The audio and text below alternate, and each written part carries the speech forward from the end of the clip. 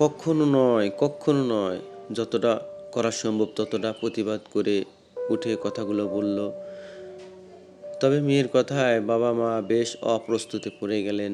বাইরের লোকের সামনে মেয়ের কেমন অসভ্যতা। নীলিমা দেবী মেয়ের উপর রেগে উঠলেন। তার ছোট্ট মেয়েটা দিনকে দিন একেবারে অবাধ্য, বাচাল, অসভ্য হয়ে উঠেছে। শাসন করলেই নয়। পুতুল, একদম চুপ। কি কথা এসব? রণ তোর শত্রু কেন হবে? সকলের আদরে আদরে বাদর তৈরি হচ্ছে একেবারে। যাও ভিতরে যাও, এখানে থাকতে হবে না তোমাকে। অসভ্য বাদর মেয়ে কোথাকার। মলয়বাবু ছোট মেয়েকে স্ত্রীর রোষের হাত থেকে বাঁচাতে টেনে নিয়ে নিজের কোলে। আহা দিলু, এভাবে বলো না, বাচ্চা মেয়ে। কি বলতে কি বলে দিয়েছে। ওসব কথা আবার কেউ ধরে নাকি? আয় তো মা, আমার কাছে আয়। বলতে বলতেই আদরের দুলারি ছোট কন্যাটিকে বুকের মধ্যে লুকিয়ে নিলেন মলয়বাবু। নীলিমা দেবী আরও খাপ্পা হয়ে কিছু বলতে যাবেন, তার আগেই, ও আমার চিরশত্রু, আমি কিছুতেই ওকে আমার বাড়িতে থাকতে দেব না। 12-13 বছরের একটা গোলুমালু বাচ্চা মেয়ে, তার দুই দিকের ঝুঁটি নাড়িয়ে নাড়িয়ে যতটা প্রতিবাদ, অন্য একজনের থেকেও বাধা পেলেন তিনি। বৌঠান ছাড়ুন, বাচ্চা মেয়ে, আমরা ওর কথায় কিছু মনে করিনি। বাচ্চাদের কথা অত ধরলে কি চলে? কিরে রণ, কাকিমাকে বলে দে পুতুলের কথায় তুই কিছুই মনে করিসনি। রণ মানে রণজয় ভৌমিক। এইবার উচ্চ মাধ্যমিকে রাজ্যে তৃতীয় স্থান আর জেলায় প্রথম স্থান অধিকার করে বাবা মায়ের নাম উজ্জ্বল করেছে। তার স্বপ্ন সে একদিন বিরাট বড় অফিসার পোস্টে চাকরি করবে, লাল বাতিওয়ালা গাড়িতে চড়বে। কিন্তু পূর্ব মেদিনীপুরের প্রত্যন্ত গ্রামের কলেজে পড়ার তেমন ফেসিলিটি নেই। সেখানে কলেজ নেই এমনটা না, তবে রণর ইচ্ছে সে সেরা কলেজে পড়বে। তাই অগত্যা রাকেশবাবু তার ছোটবেলার বন্ধু সমভাইয়ের শরণাপন্ন হয়েছেন। রাকেশবাবু বেশি দূর পড়াশোনা করতে পারেননি। অকাল মৃত্যুবিয়োগের ফলে একসময় বড় ছেলের হিসেবের তার কাঁধেই সংসারের ভার এসে পড়ে। তখন তার কতই বা বয়স হবে, 17 কি 18। উচ্চ মাধ্যমিকটুকু শেষ করতে পারেননি। তাই ছেলে যখন উচ্চ মাধ্যমিকে স্ট্যান্ড করলো, তখন তিনি মনে মনে ভেবেই নিয়েছিলেন, তিনি যে ত্যাগ করেছিলেন তার ছেলে সেই ত্যাগ মোটেই করবে না। অবশ্য সেই ত্যাগ করার দরকারও নেই। গ্রামে বেশ কয়েক বিঘে জমি জায়গা রয়েছে, নিজে চাষবাস করেন তিনি। তিনি কোটিপতি না হলেও যথেষ্ট সচ্ছল। তাই একমাত্র ছেলে যখন কলকাতায় এসে পড়তে চাইল, তখন সবথেকে বেশি খুশি তিনিই হয়েছিলেন। মলয়বাবু একজন অধ্যাপক। ছোটবেলাটা তার গ্রামেই কেটেছে, মাঠে ঘাটে ঘুরে বেরিয়েছে। তারপর 12 ক্লাসের পর থেকে তিনি নিজেও কলেজের কলকাতার বাসিন্দা। আগে থেকেই হোস্টেলে, তারপর ভাড়া বাড়িতে, শেষমেশে নিজের দোতলা বাড়ি বানিয়েছেন কলকাতা শহরে।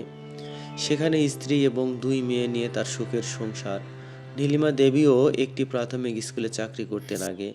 বড় মেয়ে হওয়ার পরেও সেটা কন্টিনিউ করেছেন। তবে পুতুল হওয়ার পর থেকে ওনার শরীরে ভীষণ কমপ্লিকেশন দেখা দিতে শুরু করেছিল।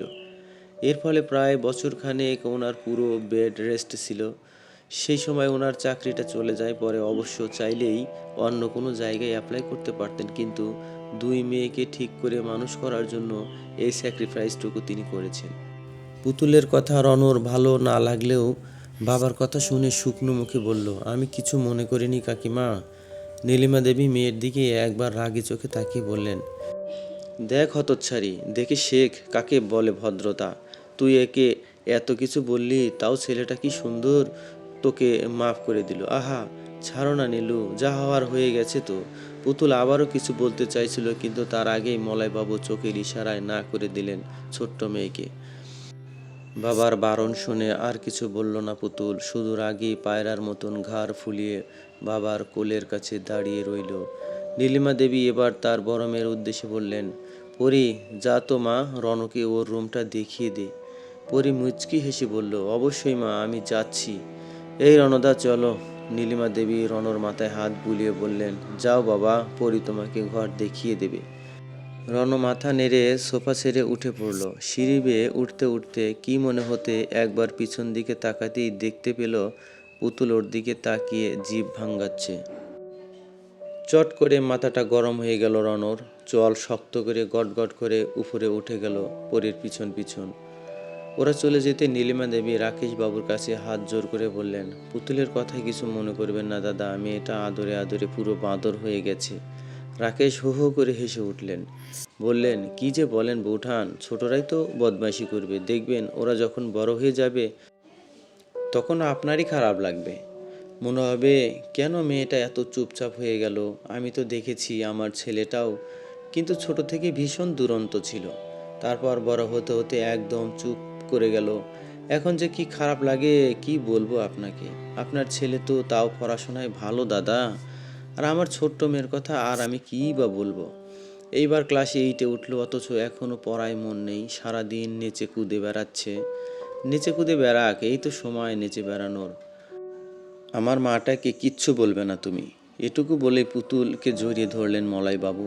নীলিমা দেবী মুখ বেঁকিয়ে বললেন, হ্যাঁ সেই তোমার আদরেই তো বাদর হচ্ছে মেয়েটা। এই তোমরার ঘর পছন্দ হয়েছে? পরি হাসি হাসি মুখ করে তাকালো রনর দিকে। রন হেসে মাথা ভাকালো। শুনলাম নাকি যে ইউতে চান্স পেয়েছো? ওয়াও গ্রেট, আমার খুব ইচ্ছে যে ইউতে পড়ার। চেষ্টা করো, নিশ্চয় পারবে। একদম। তুমি এই বছর ভর্তি হয়ে যাও, আমি পরের বছর তোমার পিছু পিছু আসছি ওখানে, আই প্রমিস। রণ এবারও একটু হাসলো। হাসলে বেশি কথা বলতে পছন্দ করে না সে, তবে এই মেয়েটাকে দেখে ভালোই লাগছে। যে ইউতে পড়ার স্বপ্ন দেখাচ্ছে মানে পড়াশোনা নিয়ে নিশ্চয় ভীষণ সিরিয়াস। আর যারা পড়াশোনা নিয়ে সিরিয়াস তাদেরকে পছন্দের তালিকায় রাখতে হয় না, এমনিতেই এসে যায়। আগেও দেখেছে রণ একে। 1-2 বছর অন্তর অন্তর মলয়বাবু স্ত্রী মেয়েদের নিয়ে গ্রামের বাড়ি ঘুরে আসতেন। তখনই দেখেছে সে পরি পড়াশোনা নিয়ে ভীষণ সিরিয়াস, আবার কি সুন্দর হেসে হেসে সবার সাথে কথাও বলে। আর ছোট্টটি একেবারে উল্টো, সারা দিন লাফলাফি করে বেড়াবে, পড়াশোনার তো কোনো নামগন্ধই নেই। তার উপর কি রাগ মেয়ের, সারাক্ষণ নাকের ডগায় রাগ নিয়ে ঘুরে বেড়াচ্ছে। বড় ছোট কাউকেই মানে না, সবার মুখে তর্ক করবে। আর বদমাইশি তো গাছ একটা, একেবারে অসভ্য। পরি আর পুতুলের মধ্যে আকাশ পাতালের তফাৎ।